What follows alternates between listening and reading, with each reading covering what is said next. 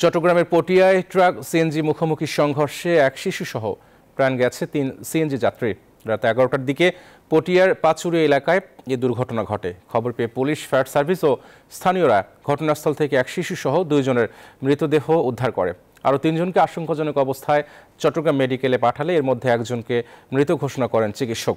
আরও ২ জনের অবস্থা আশঙ্কাজনক বলে জানান চিকিৎসক। প্রত্যক্ষদর্শীরা জানান, সিএনজি অটোরিকশাটি বোয়ালখালী থেকে পটিয়ায় আসার পথে কালুঘাটগামী পণ্যবাহী ট্রাকের সংঘর্ষে এই দুর্ঘটনা ঘটে।